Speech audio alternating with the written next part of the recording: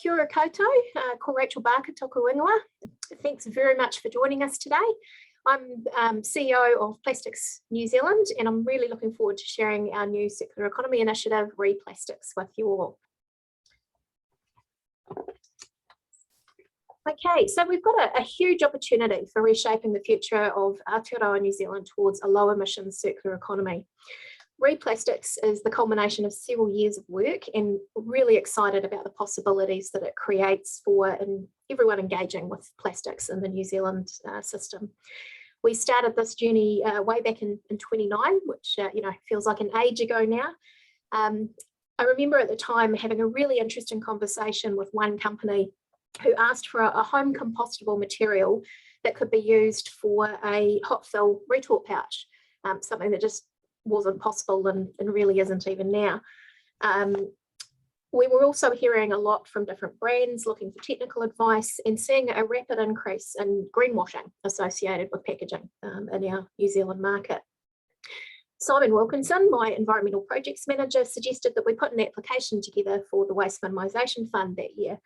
It quickly grew into a really ambitious proposal, but man, were we excited about what we might achieve if it went ahead. To our surprise and delight, and after a very long approvals process, our WMF project, Advancing the Circular Economy in New Zealand, was fully approved, and we launched in October last year. I'd like to thank former Associate Minister for the Environment, Eugenie Sage, for selecting the project and enabling us to provide this targeted and practical assistance to those in the New Zealand plastics ecosystem. Sam, cool. I'd also like to acknowledge all of the other work that's been happening in this space across our system. Over the last few years, we've seen some great initiatives like Sustainable Business Networks, Plastic Packaging Masterclasses, and the groups that have been led by Scion, Waste Mins, Packaging Forum, New Zealand Food and Grocery Council, and also the evolution of X-Labs, which Louise also runs. These have brought together stakeholders across the system to discuss the various issues in front of us. So brought the stakeholders together, which is fantastic. The circular economy and sustainable packaging are also now discussed at every relevant conference within the country.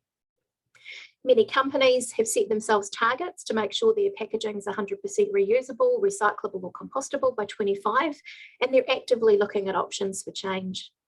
Our government's invested in resource recovery infrastructure, regulated mandatory product stewardship for plastic packaging, and they're phasing out some problematic single-use plastics and applications. Despite all this activity, however, there still remains a lot of confusion out there, and Replastics has been born out of this.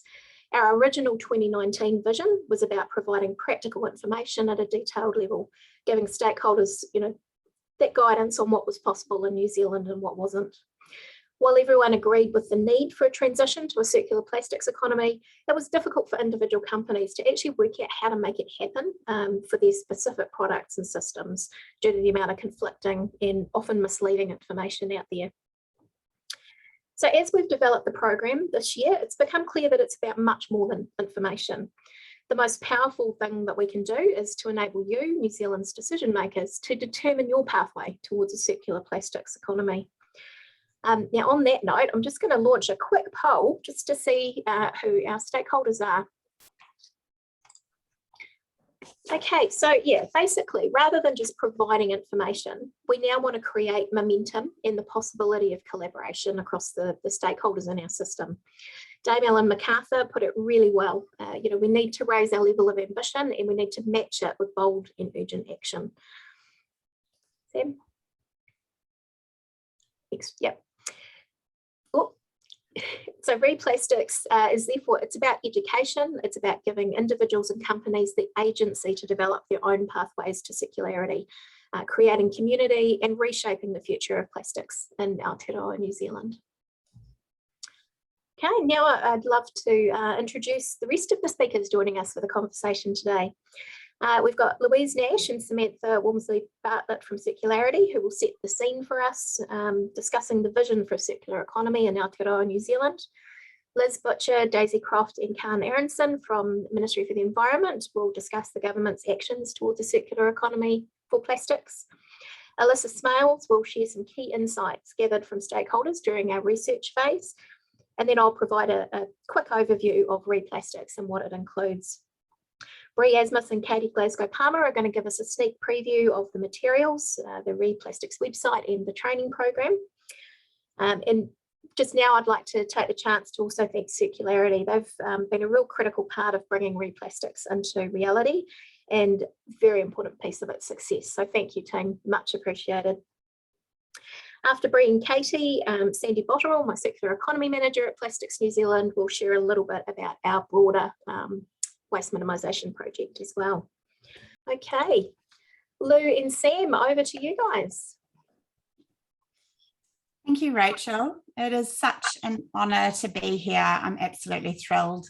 So kia ora, everyone. I'm Louise Nash, toko ingoa.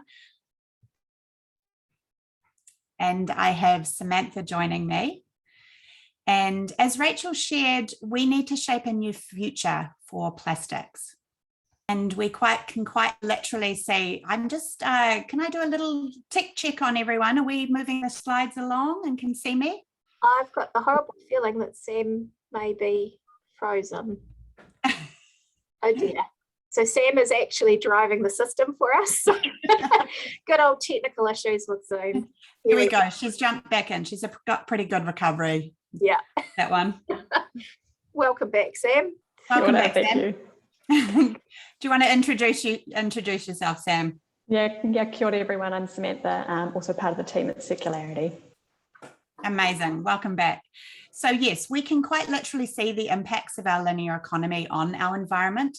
We're operating outside our planetary boundaries, and the impacts of this are becoming more and more evident through the amount of waste we generate, the harm to our biodiversity, our land and our oceans, and the amount of emissions released into the atmosphere. Here in Aotearoa, we are seeing that impact on our whenua, our land, the moana, our oceans, our awa, rivers, and our communities.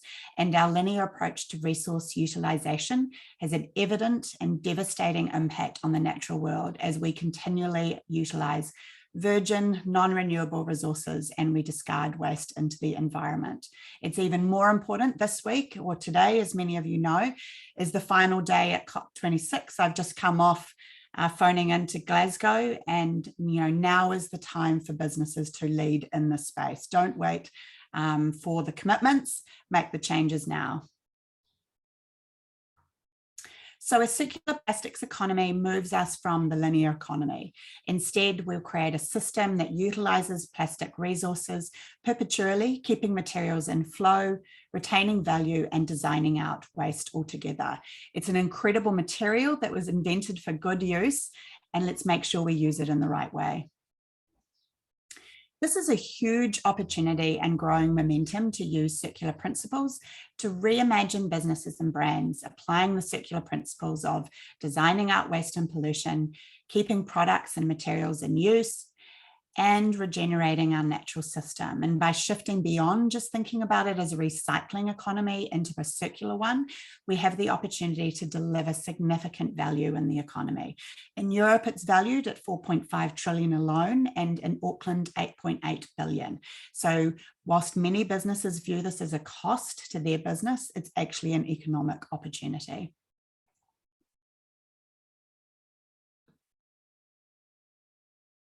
Thanks, Lou. And what we really know is that plastics are a versatile material, but the way that we use them at the moment is incredibly wasteful. And so if we apply circular principles to plastics, plastics will never become waste or pollution like we see today.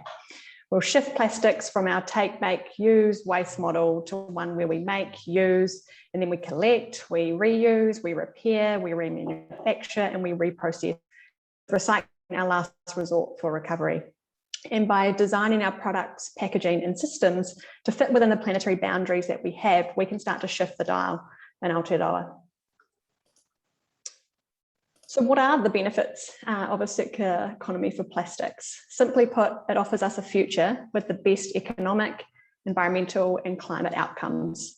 Through a circular plastics economy, by 2040, we can reduce the annual volume of plastics entering our oceans by 80%. We could reduce greenhouse gas emissions by 25%, generate savings globally of $200 billion per year, and create an additional 700,000 net additional jobs. And what would it look like if plastics were used to their full potential? We would all use and value the materials that already exist.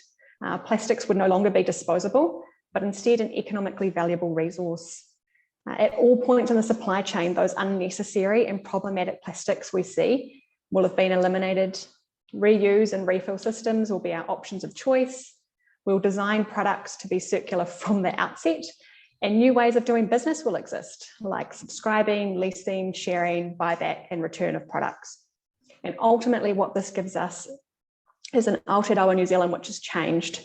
Our systems are closed loop and our economy is circular. And we're really excited to be here today with all of you and with our collaborators at Plastics NZ and MFE, because by understanding what's truly possible today, we can all start making better design decisions that together improve our impacts for tomorrow. And when it comes to successfully creating a plastics economy in New Zealand, it's clear that all parties must play their part. This transformational shift will require all of us to start redesigning our systems together. So what is it going to start to look like? I'm really thrilled to hand over to Liz and the team at MFE to share how the government is working to enable a circular plastics economy. Kia ora. Thank you, Sam. Kia ora koutou. I'm Liz Butcher, and I'm here with my colleagues Daisy and Khan to talk to you a little bit about what we're doing at the Ministry for the Environment. So if we can just go to the next slide. So to set a little bit of context, New Zealand is facing a significant waste challenge. We are one of the highest producers of waste per person in the world. There's lots of really great initiatives that are underway, being led by communities and businesses, but we do need to do more. And one of the roles that government can play is in setting the direction for how we think and manage waste going forward. So we are currently consulting on a proposed new waste strategy, which will set an innovative direction for everyone to transform the way that we think and manage waste going forward. We're also consulting on issues and options for developing new and more comprehensive waste legislation. So we really want to hear from you on this. Consultation closes on the 10th of December. Our consultation document's available on our website, so please do check it out. This is a really important piece of work because it sets the foundation for our work program going forward, but there are already lots of really good initiatives underway, including quite a large work program around plastics. So I'll just hand over now to Daisy to talk through a little bit of that. Thanks, Liz. Kia ora, I'm Daisy. I just wanted to talk a bit about our National Plastics Action Plan. So we recently published this plan, and it's to confirm our medium-term roadmap for the government's action in response to the Rethinking Plastics report, which was produced by the Office of the Prime Minister's Chief Science Advisor. So our plan spans the next 4 financial years, and it really aims to be impactful, but realistic within that time frame, acknowledging that wider transformative work program that Liz has mentioned with our changing strategy and refresh of our legislation. So the plan's really focused on how we can use less plastic, use it in a more circular way, and lessen adverse impacts on the environment. So our action plan draws, I'm still on the previous slide, thank you. The action plan draws out some of our major work on plastics over the next 4 years. So these are things like our phasing out hard to recycle and single-use plastics, product stewardship for plastic packaging, and the development of a container return scheme, as well as standardising curbside recycling. The action plan also picks up some new initiatives where we can deliver impact while continuing to work on those really major initiatives. So these are things like leveraging government procurement, working with sectors where there's an appetite to reduce and rethink plastic use. The action plan also includes an action for the ministry to develop a position statement on compostable packaging. This is really to understand what the role of these materials could be in a circular economy in New Zealand. And through these various initiatives, we're aiming to gradually shift from best practice to standard practice with the way that we use plastics in these different ways by working across government, sector, and with industry.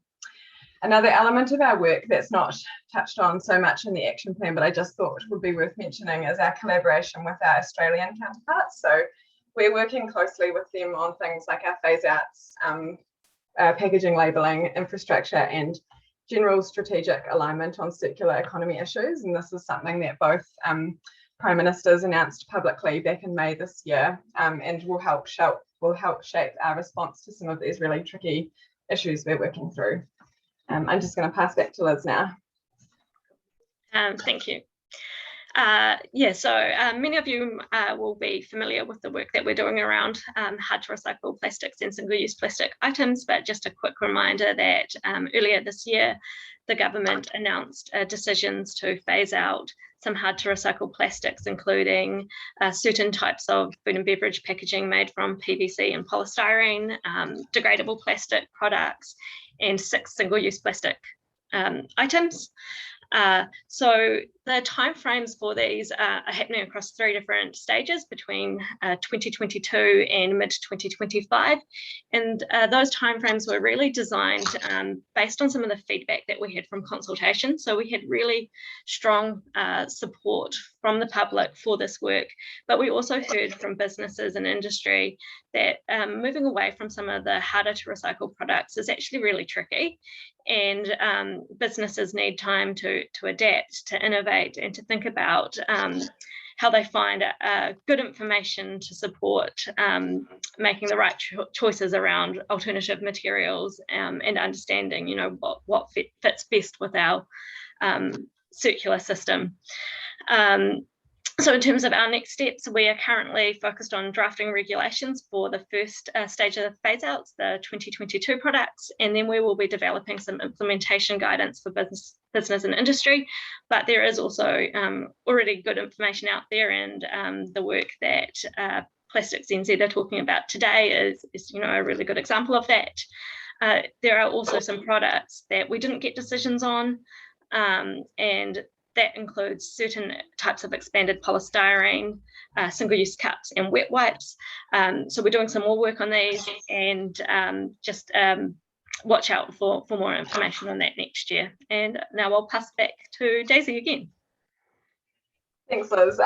This slide here is really just to acknowledge that, that there's a lot of work happening that the government's doing right now, and so there will be a lot of upcoming changes, but there are actions that businesses can practically take now to help us transition to a circular economy.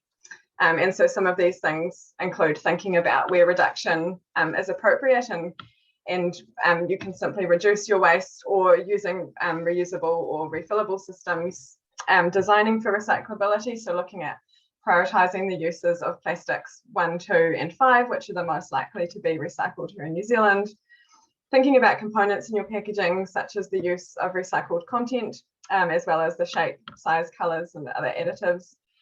And also looking at the uptake of labelling for your packaging, such as the Australasian recycling labelling, that's going to help the public to understand how to dispose of their packaging, and will also be supported by our work on curbside recycling standardisation. Just wanted to acknowledge this is all really tricky work, and so Khan is going to speak now to our recently established Plastics Innovation Fund, which is really aimed at supporting this transition, supporting industry and businesses through this transition. Khan, I'll pass on to you.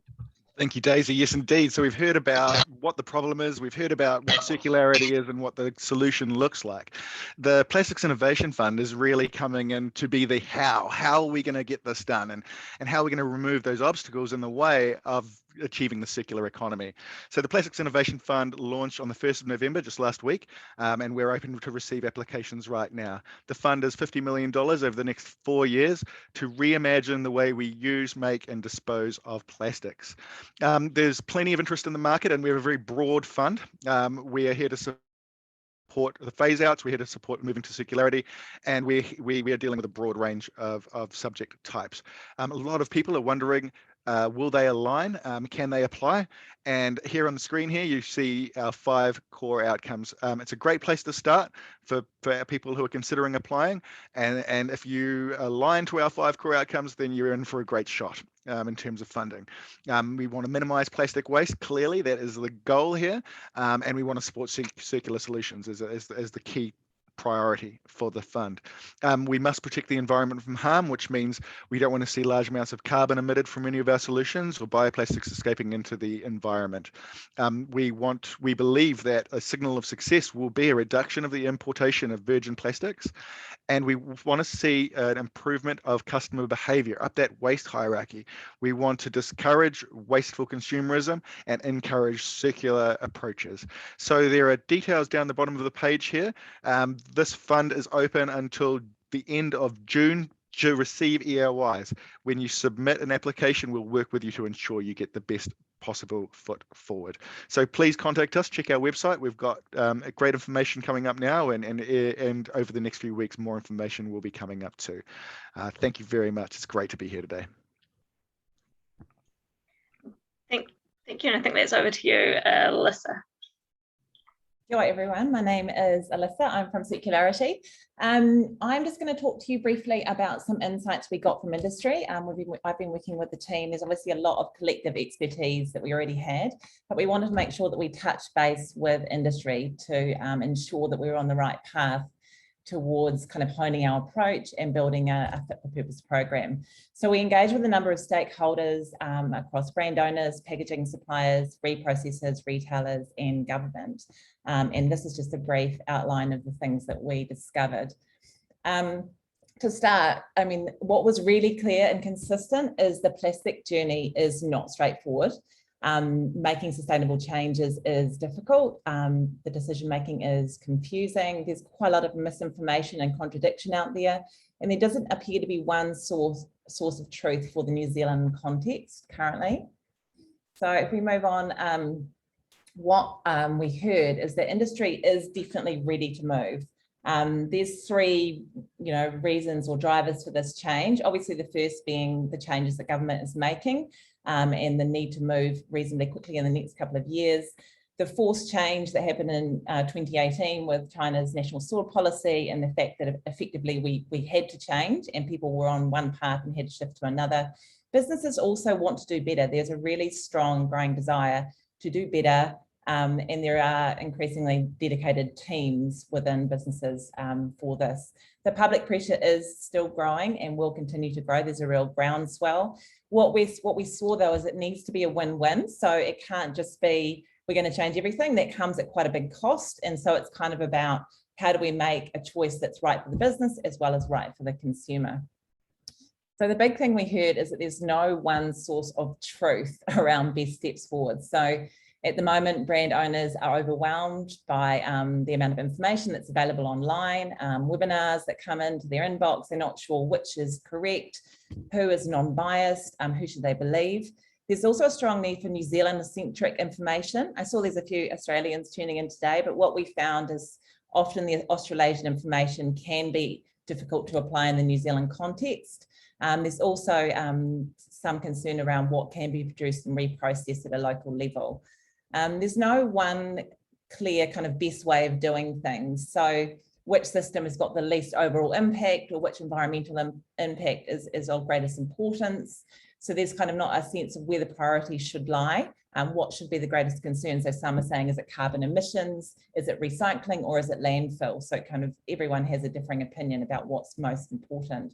As a result of those differing opinions, what it tends to arise is that people are kind of creating their own best practice and own desirable incomes, even among those who are more experienced. As this quote illustrates, government has mandated this change, but this will leave many unable to continue if viable alternatives are not available or they are unsure of what is best to change to. So what really is the issue is that basic information is not in one centralized source at the moment. People are working, next slide, Sam. People are working in a disjointed system. The common questions that come up is, who do I trust? Where do I start? Who's right? There wasn't a one guiding light that businesses and retailers were turning to. There's a real strong desire to shift to solutions that will work efficiently across the entire New Zealand system. But that system, and as we've heard, that is changing through, you know, what government's doing with council, curbside collection. But at the moment, that system is not straightforward or consistent. So there is variable collection and recycling infrastructure at the moment. So rolling out something at a number 7, which can be recycled in Auckland, can only be recycled in 3 other places in New Zealand currently, for example. Local supply capabilities are often restrictive and can be contradictory. So we had people going to one supplier who could do one thing and another supplier who could do something quite different. If they're looking offshore, they may find really good solutions which cannot be rolled out in the New Zealand context. And there's also a real reluctance, as you can imagine, to share information across different industries from a competitive perspective. The other issue is the time and cost, as you're all aware, that it takes to make these changes. It's expensive. It takes often a number of years to investigate, test and implement change. And often you may be halfway through that and find that there is actually suddenly a better solution out there. So it's about understanding each impact of each component, and what is the correct way to move forward, and what can and can't be reprocessed or becoming part of that circular solution. In terms of moving forward with greater confidence, what we found, which helped us to kind of shape the program for Plastics New Zealand, is around the sense that we need to move past what seems good and actually identify solutions that are good. And this is about helping brand owners and retailers to ask the right questions and know what they need to ask. So collaboration and industry bodies can be invaluable in that space in terms of providing a guiding light for businesses. So moving forward, there are a number of key areas that we looked at. The first one being clear information and education across the system. So we know that brand owners and retailers are hungry for information, but gathering and assessment of that information at the moment is quite ad hoc and it's difficult to qualify. So we also know that we need to, in some way, educate consumers and to ensure that we're doing all these things right, but then the consumer also knows how to use and dispose correctly as intended. There's a need to educate both consumers and businesses within this space. So we also need to look at prioritization. So how do we help businesses to look at where to start and what should be prioritized? We need to, for them, they need to know that there is a step-by-step process to assess, and they need to know kind of which parts should come first and which questions I should ask. So what is relevant for my business, for my consumer, and for the system that I've decided to use? So arming people with the right questions to know, to ask, and knowing what they should be considering is most important when they're approaching suppliers. We also need to make sure that the information we're providing is reliable and up to date. We heard a lot that things change very quickly in this space, and you may be heading down one path only to find that there's something that's new and better that's arisen. So being able to provide information that is locally relevant and that is up to date is extremely helpful. At the moment, it's very complex, it's very contradictory, and it's ever evolving. As I said, webinars can come into people's inboxes and they're not sure whether they're going to be good, bad, or indifferent. Is the information qualified? Is it New Zealand specific? And can I find New Zealand suppliers who can make what I've discovered to be a good solution? So finding that one source of truth is a real business challenge. Related to that is also the need for guidance that helps people keep up to date and look to where they should be going, heading forward. And then finally, looking at the sense of collaboration. So it's difficult to collaborate with competitors, but encouraging collaboration and working together towards a common good is about kind of breaking down some of those silos and sharing information, which helps everyone progress forward. So, you know, you're working really hard with your single voice, but if we work together, we can move that mountain forward.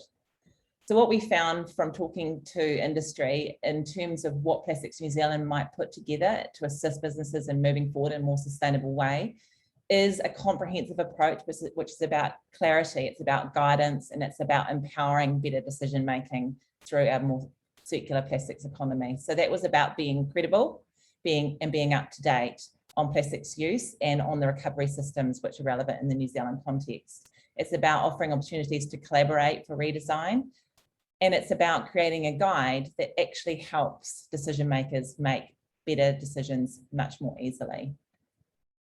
I'll pass back to you, Rachel. Awesome. Thanks, Alyssa.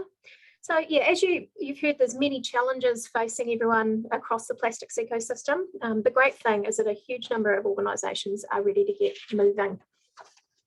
Next slide, Sam. So we've used the insights gathered by Alyssa combined with learnings from other initiatives to formulate our Replastics program. You've asked for a way to prioritise action when you're looking at the various projects within your business and develop your pathway to circularity. Actually, work out a plan to get from A to B when you're looking at those 2025 targets and beyond. You've also asked us to use a waste hierarchy approach, making sure the information is clear in the New Zealand context and that it's kept up to date. And you want a way to come together and work and learn collaboratively across the system. We've heard you, and Replastics provides a platform for overcoming a lot of the challenges and meeting the needs in this space. As we've developed the program, it's become much more than just providing information and guidance. It's now a movement that stakeholders can become part of to accelerate their transition to a circular plastics economy. So as you go on your Replastics journey, I suggest starting with our replastics.nz website. From here, you can access all aspects of the program. Those who've missed the webinar will be able to watch it later on the site alongside some other videos.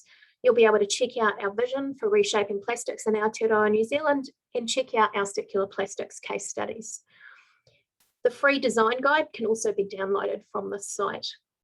This provides information that's specific to the New Zealand context, and we plan to keep this updated, looking at it several times throughout the year, just to make sure that it actually remains current in our ever-evolving system. Bree and Katie will give you a sneak peek at this soon. The structure of the free design guide combines the three circular economy aspects of eliminate, circulate and innovate with a really solid waste hierarchy approach, just to make sure that people actually start at the top of the waste hierarchy and move their way down. Our training workshops have been designed specifically to help you start developing your company's pathway to circularity and filling in those action steps that you need to take to actually make progress. The workshops will build on the information in the design guide to help you work out where to start, how to prioritise the huge number of projects that most businesses actually have in front of them, and to take practical steps in achieving the goals. You'll also receive a training manual alongside the workshop, which is an expanded version of the free design guide. The information on the workshops and a link on the website for registering your interest can be found at replastics.nz. As well as actually running them, we also have some subsidy for the training courses that comes out of our WMF funding. To access this, you need to register your interest and complete a quiz that'll pop up, and then successful completion of that will qualify you for the subsidy. Unfortunately, COVID has pushed out our in-person training until next year, so we'll be looking to run the first workshop around the start of March next year. In the meantime, however, we will have some free virtual sessions that'll take a bit more of a deep dive into what's in the guide and looking at the advice provided within that. To help us create momentum, collaborate and really drive change across the system, we've also created a group on LinkedIn. This community will provide a place for people to become part of a collaborative conversation on the circular plastics economy for New Zealand. Members will be able to ask questions, share challenges and successes, and receive updates on any changes that we're seeing in the plastic system in New Zealand. And we'll also look at what's happening globally there as well. As well as Replastics, we have two additional components to our waste minimisation project, or circular economy project really, including a Circular Connect design advisory and working groups that are focused on particular waste streams within the New Zealand system. Sandy will talk to these a little bit later on. Now over to you, Bree and Katie, to give us a sneak peek. Kia ora all, wonderful to be here with you, to be sharing this comprehensive and hopefully really helpful guide as part of the RE Plastics conversation. So we'll just take a quick dive into what's actually involved in the guide itself. So once you go through that process of downloading the free guide on the website, you'll find you have these 5 chapters in front of you. And these are designed to answer the needs that Alyssa outlined and the ambitions that Rachel has outlined. So they're designed to be very comprehensive, but also with great clarity, so you can explore them to the level of detail you need. The first 3 chapters are really based around creating a strong foundation of knowledge, both in circular plastics economy with international best practice, as well as an understanding from the basic understanding through to more advanced understanding of plastics and their attributes. So you can better design and use these in ways that are fit for purpose and identify when they are not fit for purpose. And of course, chapter 3 is really based on the New Zealand landscape. So as highlighted, it's really important to know what our system is here and how we can actually connect up and work together collaboratively to achieve a circular economy for plastics in Aotearoa, New Zealand. Chapter 4 and 5 are where you'll start rolling your sleeves up and get more hands-on with using circular principles and strategies, which Katie will take us through in a bit more detail. This is really about starting to explore different alternatives for how you're using your plastic materials or the systems around those materials. Chapter 5 is really about getting you prepped for some of those training sessions Rachel has mentioned. So when you land in a training session with this team of consultants, you can really start moving quite quickly to create some solutions and get that action plan sorted. So let's just dive into a quick view of the guide itself. So we're just taking you through a screen recording of the interactive guide. You'll notice that this is totally interactive, so you can explore the different chapters, come back to this home base at any stage. So it's designed to be really easy for people to use, whether you're wanting to just skim through and get an overall understanding, or whether you're wanting to dive straight into starting to explore some solutions. But the level of detail there is comprehensive. So you've got everything you need to actually come from a place of true understanding, both of our current context, like we've set up in the preface here, as well as the potential solutions by actually transitioning away from that take, make, waste economy. Within each of these chapters, you'll see we've got key insights within the section. So again, it just makes moving through what can be quite a complex conversation a lot easier. So you know what you're going to navigate, you know what you can start learning.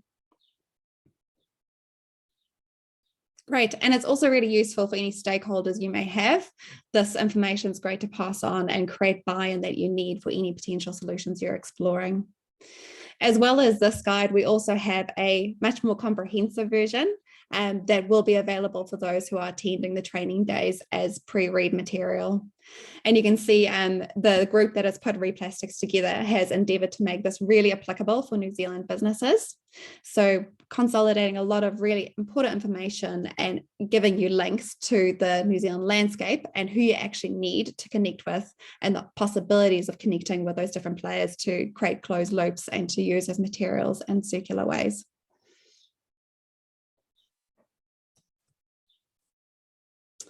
Fabulous. And then moving into where you roll your sleeves up. So this is where you start exploring those circular strategies of how might you actually eliminate or circulate or actually innovate your materials, which Katie will take you through in more detail. And then the last chapter, as I mentioned, is about forming that really clear path that helps you align your values with how you're using your materials and make those prioritizations, which are really tricky when you're considering alternatives, to make sure you're making the right decisions. And from that base, we'll move into the training session. So Katie, I'll hand over to you here to take everybody through the circular strategies of eliminate, circulate, innovate. Awesome. Thank you, Bree. So yes, as Bree mentioned, in chapter 4 and 5 is where you really get your hands dirty in the strategizing and getting your hands dirty. So there's the 3 key steps here, which are eliminate, circulate, and innovate. And these are in chapter 4, which are about designing your circular plastic system. And so, as Bree mentioned, we have many examples and very grounded, tangible evidence about the best systems for designing your circular plastics within the New Zealand landscape. So here we have a bit of an overview and the importance of every business and stakeholder. And then step 1 is eliminating. So under every key strategy, we have some important talking points and strategies to think about. What are the functional needs of your product and packaging, for example, and some ideas of who to connect with, such as manufacturers, retailers, consumers. Yep, that's good. And then the second step is circulating. And so again, we have a lot of questions around what are the key stakeholders, manufacturers, retailers, and how you can design for reuse, recycling, and composting as well.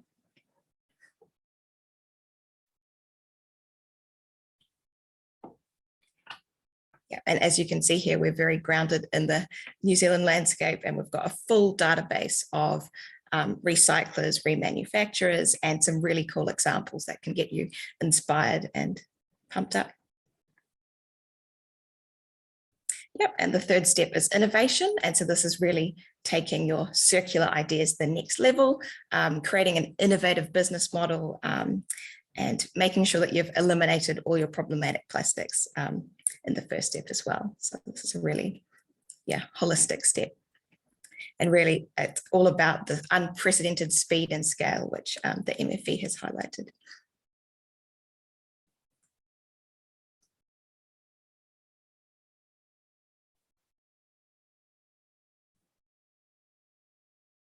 Yeah, and again, we've got some really awesome examples there that you can walk through and get inspired by.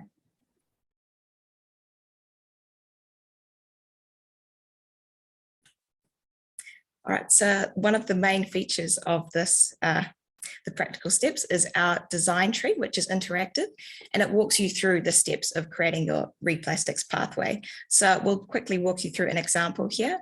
So imagine if you were running a festival company and looking at the plastics of your single-use cups and reducing amount of plastic going straight to landfill. So the first step here is whether you're using a problematic plastic in your products or packaging, and we have a list of those problematic plastics. Once you've checked that and confirmed that you haven't, then you can either eliminate it out, or you can go to the next step, which is, can you replace the materials or modify the design so it can be reused or recovered? After you've done that, then you can increase the percentage of recycled content or packaging that circulates through a recovery system. And then you can dive back in and out of the guide as you go through this process as well. Yeah, thank you, Sam. And so this is exactly like Goblet's Good to Go. So 99% of music festivals in New Zealand now use these rewashable and refillable cups for drinks, which feature a QR code on the bottom for tracking. And this is an example of circulating your plastics and designing for reuse. All right, thank you. So as well as this guide, Plastic New Zealand are offering the Circular Connect program, which Sandy here will talk you through now. Kia ora koutou katoa, everyone. I'm Sandy, and I'm just so delighted to be here today just to share a little bit more with you about two other work streams that form part of Plastics New Zealand's circular economy program. So the first is Circular Connect, and basically we created this program because we continued to hear from brands that they really wanted to be making changes about how they were working with plastics, whether that was the products that they were making or the packaging that they were using, but they didn't quite know how. So in this instance, they may have actually gotten a lot of insight from going through the online guide with Replastics. They may have gone and done training through Replastics, but they just wanted a little bit more. So then comes in Circular Connect. Basically, businesses have a desire to make a change, but they didn't necessarily have the right skill set internally to be able to make those changes. So it's really about how we connect consultants and experts to those brands to help them make those changes really effectively. So the way that this program works is Basically, there are two different phases for the program. There's a phase one, a discovery phase, where you may have a consultant come into your business, whether you're a brand or a manufacturer, and they'll be able to do some work to share with you the opportunities that they see for greater circularity with plastics within your business. We have some co-funding available through the Waste Minimization Fund supported by MFE. So for a discovery phase, we have $3,500. So we are able to contribute 50% of the cost of the consulting work up to $3,500 for that phase. If after doing that piece of work, there are some more specific sort of deeper dive things that need to happen by way of a project, then we also have phase two funding available. That's called a development and feasibility phase. Again, we are able to cover 50% of the cost of consultancy up to $20,000 for that much larger piece of work to ensure that the project that you're wanting to undertake is indeed feasible. We are piloting the program already. Oh, sorry, if you just go back one, please. Thank you. Basically, we have had some really cool feedback so far from customers. One little thing we've been hearing is that it's hard sometimes when you're in the middle of business as usual, and you're peppered with all things that are just normal about making your business work. So how do you actually find the time and capacity to undertake a project which is really doing things in a very, very different way? So we really feel that Circular Connect is a way, it provides a way and a framework for people to get out of their business as usual mindset. Thanks, Sam. So in terms of eligibility criteria, we tried to make it very, very easy for people to use. This is the eligibility criteria. Basically, you need to be a brand that's in New Zealand, so operating in New Zealand. You need to be wanting to undertake a project that has making plastic more circular. Again, whether that's a durable product that you're manufacturing or packaging that's being made. You need to engage with a consultant to be able to facilitate that work and use the waste hierarchy as your framework for how you will solve those problems.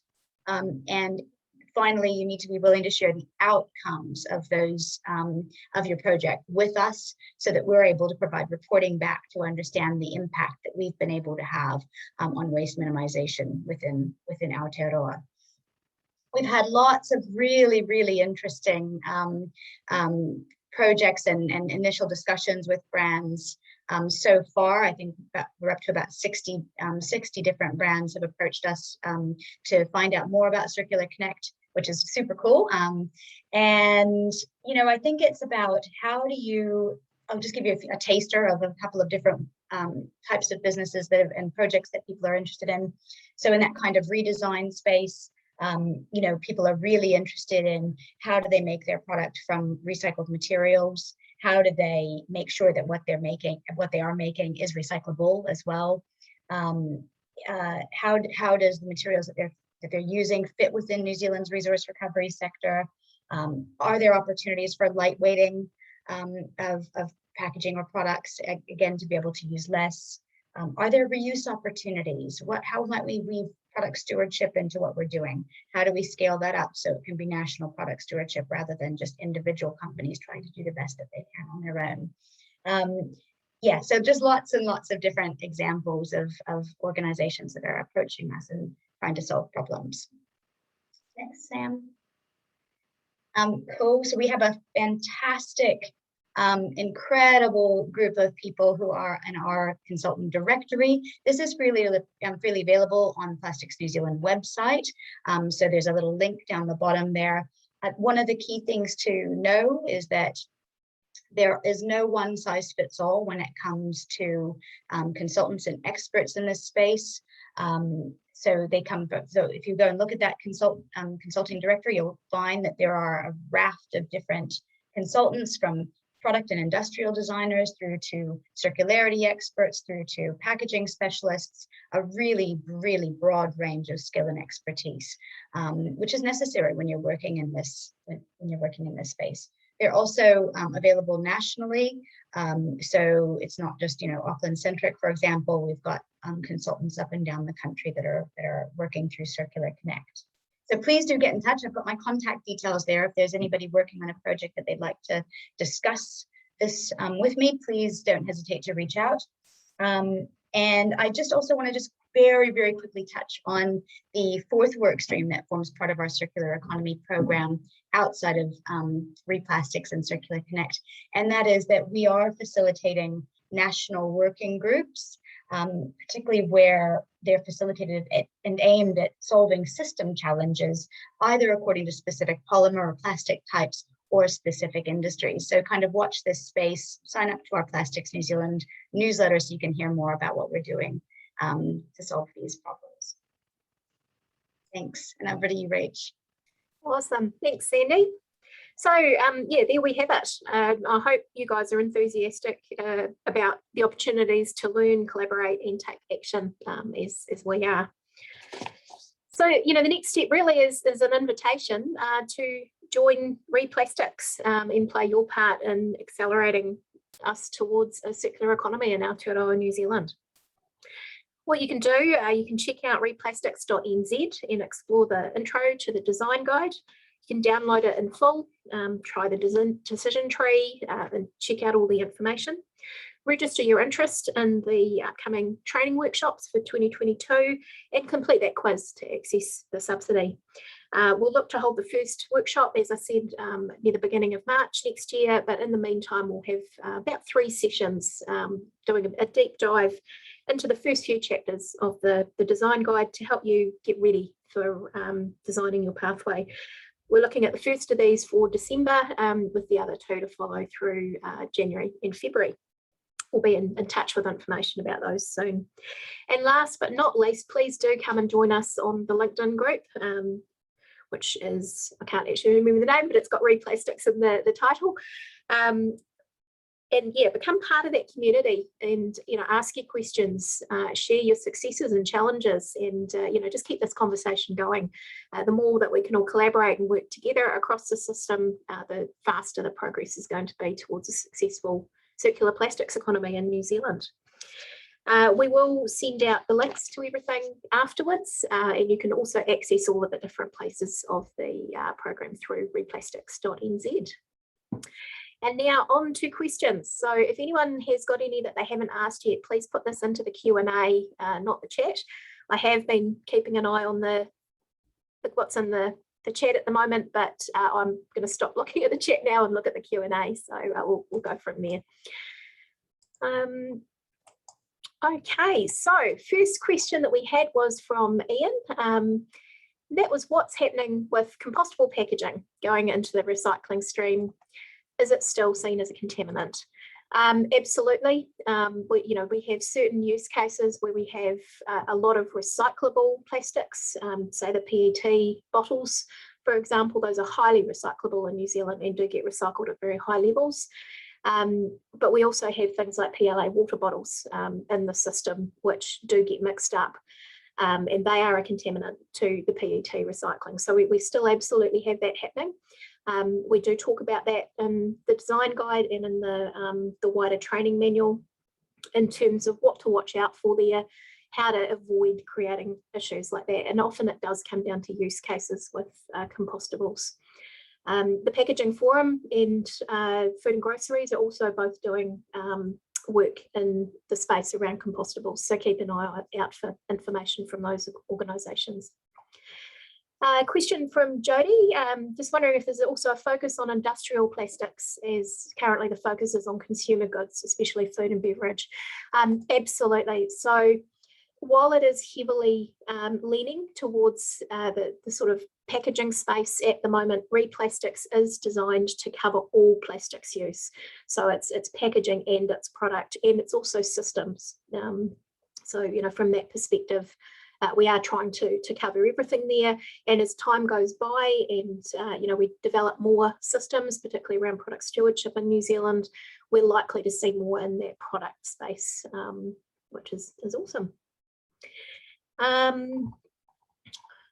Okay, so I'm just going to pop over to my Q&A window here.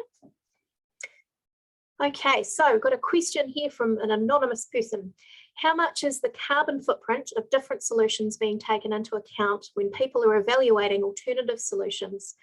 is the carbon footprint part of the evaluation of what is good, or is it only circularity, which can sometimes be at the expense of more carbon dioxide being produced? Now that's a really important one. So for us, low emissions circular is the key. Different companies will have different value systems in terms of what their key criteria are that they're making their decisions on. For some, if their demographic of people they're selling to is very much zero waste type demographic, doesn't like plastics, for example, then they are going to lean towards that circular piece rather than the low emissions circular piece.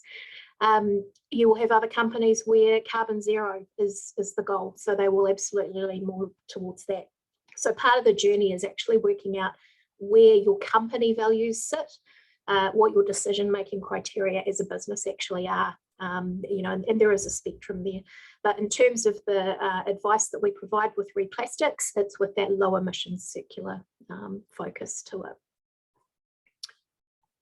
Just any of the other panelists, if you want to pop up, feel free. So I'm not the only one talking. Okay, we have a question from Brad. There are options to turn hard to reuse recycle plastics back to oil, plast oil, that's able to be utilised in industry like Cook Strait ferries, etc. Is that part of our circular solutions? To be blunt, no. And the reason for that is that plastic to oil is not circular. Plastic that can be made into feedstock that then can go and be recracked, maybe sent back to Australia, for example, to be turned into new plastic, that creates circularity, but plastic to fuel does not. So we're definitely leaning more towards the plastics to feedstock as opposed to plastics to fuel. I can build on that.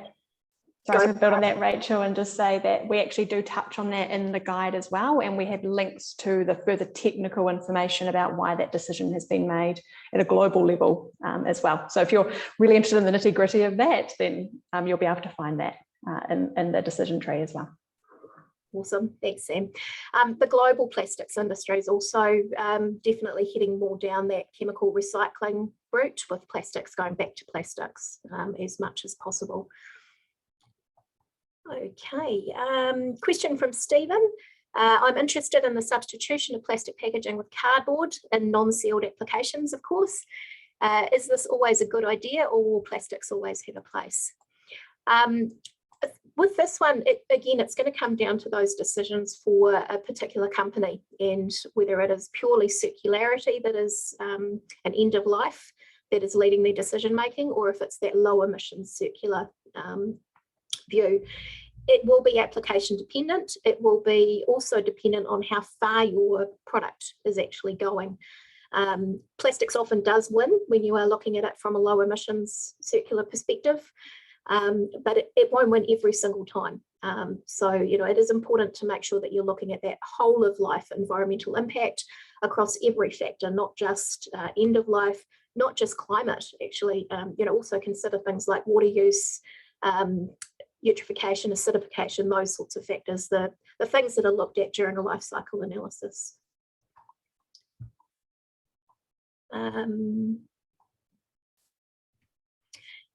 Interesting question here from Savesh. So circular economy, is it only considered if the feedstock plastic is utilised as the previous application? So going, food packaging back to food packaging, for example, or is it circular if it's recycled into another useful application? Now, for us, there's multiple circular loops. The ideal would be taking a particular piece of packaging or a particular product and recovering and recycling that plastic to be turned back into the same packaging or product. The reality is, particularly for New Zealand, where we have quite a small population spread over a big geographical area, that this is quite impractical in a lot of cases. We don't have the economies of scale to actually have all of the infrastructure to deal with everything in that manner. Also globally, some of the technology hasn't been developed yet to enable that. It's definitely coming, but it's not there quite yet. So for us, it's about keeping the value. If you can make sure that, say we're looking at packaging, for example, we've got a lot of polypropylene packaging in New Zealand. Sandy's doing quite a bit of work on that at the moment, which is turned into durable products. So it's going into things like those beautiful method recycling bins that you see all over the country and also globally now. It's going into things like road stabilisation systems and all sorts of other bits and pieces, which all of those applications are actually quite high value. They're very long term, most of them, in terms of their lifespan. So it's not a downgrade for those materials. If it was going into, interestingly enough, if you took, say, food packaging and you drop that down to non-food packaging, that is a definite downgrade. So, you know, it's about maintaining that value as much as possible, ensuring that those recycled materials are kept up in terms of their value and use. And I'll just add something there too. And I think it's also about ensuring that that product, even if it's a durable product that has a long life, is then able to be reutilized again, right? So it gets more than just a next life, it gets a life again and again, basically. If I could just jump in here, because Rachel, I just want to highlight what's happening right here now in terms of all these really amazing questions coming into Rachel and Sandy is something that is part of their day-to-day. There's a lot of questions in this space, and it's one of the main reasons why we created this guide and created the training program, because the responsibility of this knowledge and what we can create needs to sit with all of us. It cannot just sit in, you know, little pockets of our communities and within industry. So part of this is making sure you have the information to make the decisions yourself. And we really encourage you all to go on the journey. I can see that some questions are popping up in terms of specific plastics material, what it could be made into, how we could look at, you know, reusable things, how we could tie into council programs. This is the opportunity for you all to be part of shaping a circular plastics economy in Aotearoa. And I encourage you all to jump on in and join these incredibly talented people that know a lot to build your capability in this space, because it will take all of us. Absolutely. Thanks, Lou. Goodness, there are lots of questions popping up. Now, just on this too, if we get to 12:15 and we haven't answered any of the questions there, I will definitely pull those out and we'll send something out later with the answers to the unanswered ones as well. Now, we've got an interesting one here. I'm not entirely sure if Mark Gagler is still on the line, but there's a question about the relationship with Science New Plastics Economy Roadmap. If Mark is there, can you pop your hand up? Because I'd love you to answer that one, actually. So we might come back to that one if Mark is there. Maybe in the meantime, Rachel, just to build on what Lou said, I think just to really highlight what chapter 4 and 5 allow you to do to help answer some of these questions. And we definitely want to give Rachel an opportunity to try and answer some. But in chapter 4, it really takes you through the different approaches you can take to focus on eliminate. How might you eliminate the unnecessary or problematic materials that we know are being phased out or we know have problems globally for all sorts of reasons and in New Zealand? And then how might you circulate and what are the steps you need to take? What are the different contexts you're working in? So whether your product or your packaging, who do you need to consider? What information do you need to know about recovery systems? And it gives you that information too. So it gives you the questions and a lot of the answers, and then it tells you where to look for the answers that are more complicated or maybe a bit more nuanced or continually changing, i.e. these are the suppliers that you could go to, or these are the people in the system that you could collaborate with. And then innovate is really about developing those new systems, new business models, new products, new types of packaging, new designs that are going to take you to where you want to go. So if the system that you're working with or the complexity of your challenges is your main barrier, how do you just actually walk over those into something that's going to work more effectively for you and for our communities? And again, it gives you those questions. So just noting that there was a question there in the chat about, does it give me a list of questions for suppliers? It does start to give you that. It gives you the prompts.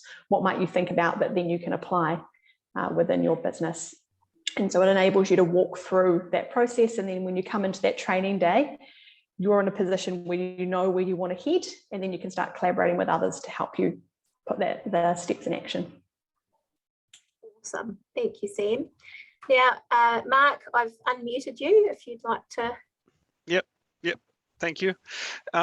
So to answer the question how this work relates to the piece that we've done, I think the easiest way to look at it is they sit side by side, and in some respect probably one builds on the other and vice versa. So what we did together with Plastics New Zealand, and Rachel sort of knows that very well, and what's happened is to look at the circular economy from a plastics producer and sort of industry point of view. So less from how would you design a particular product. So some of the outcomes that we've got, and they'll be also published shortly, is around education.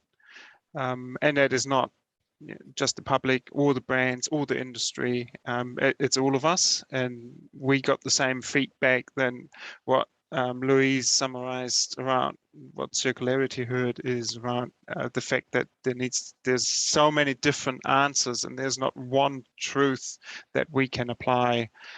So we took, in the summary, we took a very specific view from an industry that uses the materials and produces for the brands, and what can happen there and what their positioning is. And the great piece that's happening right now goes one step further. I think that's the easiest way to explain it. Awesome. Thank you, Mark. Much appreciated. Okay, we've got a question here from Alec. On what premise will materials be in or out of scope? For example, in market availability, commodity pricing, etc. If something's not recoverable, does that render it not in scope, even if it contributes to an overall social good? Now, this is where the guide comes into play again, to a degree. It's a bit case by case depending on this one.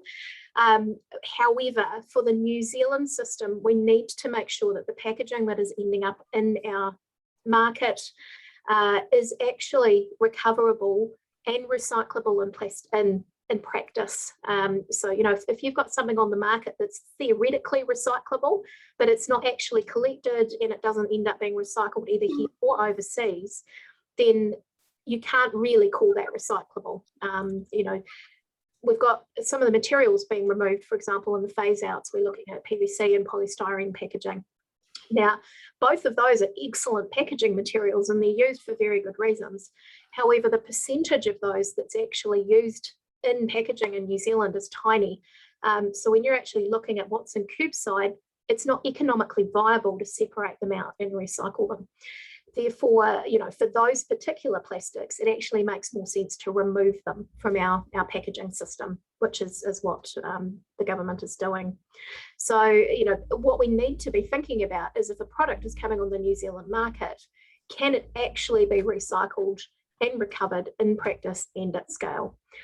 If you're selling something into markets overseas, you need to actually be looking at those particular markets and thinking the same thing. What are their recovery systems? What are their recycling systems? And is it actually happening in practice, or is it ending up in landfill? Any other comments on that, guys? No, all quiet. You're doing such a good job, Rachel. Yeah, we're also answering a few just on the chat just to help you out as well. I just saw one about what's needed to create a national refill system. And I just responded, it sounds like that person is ready to innovate. So innovate is all about what things you need to consider and how might you go about developing a completely new business model or system that achieves the change that we need at the scale and speed that we need. And so, of course, it would be amazing to see what you're considering here, what's sort of on your mind that we might create. And Innovate will give you, again, the questions, the players in the system, and the steps that you might take to develop that. And I highly recommend you bring that to the training day because it'd be an awesome challenge to tackle. Absolutely. Interesting question here from Kim. Any work being done around toxicity of recycled reused plastics over time? Now, in terms of that, so we're not actively doing any work ourselves on this. However, there is research going on into this, both in New Zealand and overseas. So any information that actually comes to hand on that, comes out on that rather, we will keep an eye on that and share findings, basically.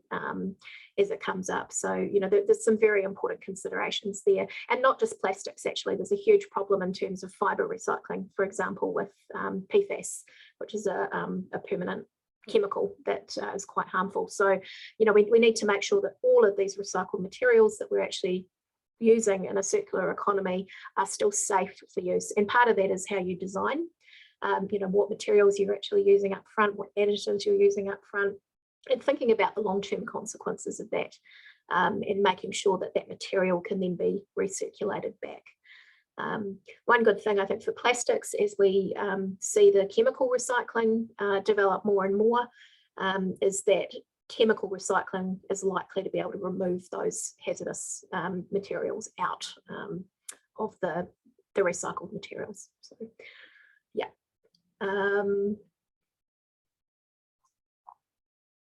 Maybe time for just one more question, Rachel. Oh yeah, good time. Okay. I wasn't even looking at that.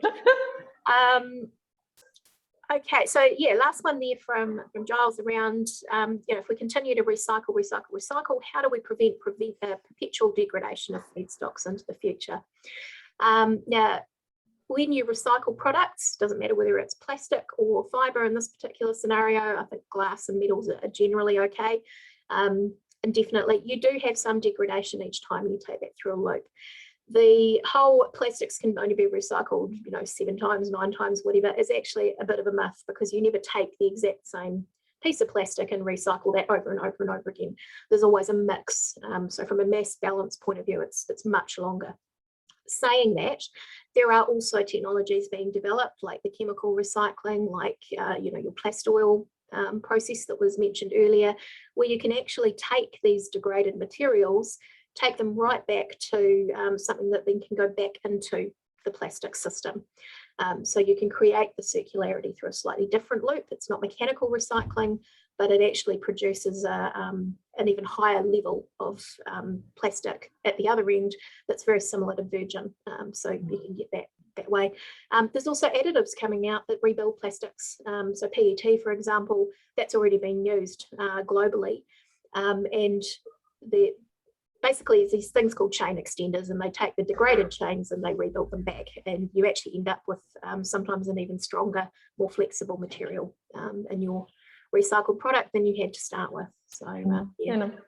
And of course, I mean, there's a lot of the focus of RE Plastics is about bringing people further up to begin with, and then enabling that product or packaging to be recycled once it's gone through all the other loops and been used to a point where it can no longer be repaired or remanufactured or reused. And so then it then allows it to be recycled at the end.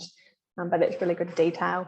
And I guess just that's the really key point about all of this is again about how do you design a system. I saw, sorry, Rachel, I know we said one more, but I do know that there was a question that's been asked a few times around educating consumers or addressing fast consumerism. And again, this guide is for the producers, the users, the sellers, the designers. It's really for all of us to get involved in changing the system. And so these are the challenges that are kind of preventing us from moving forward. And these are the ones that we want to help people to tackle. And this guide will give you ways of doing that. Yeah. Awesome. Okay, I think we will stop there. Thank you so much to all of the speakers today for your participation, and also the work that you've all put in the background for this. Really appreciate it, and it's so exciting that RePlastics is now officially launched. Yeah, so everyone who's attended, please keep an eye out, visit the website, join the LinkedIn group, and yeah, join us on this journey. So thank you.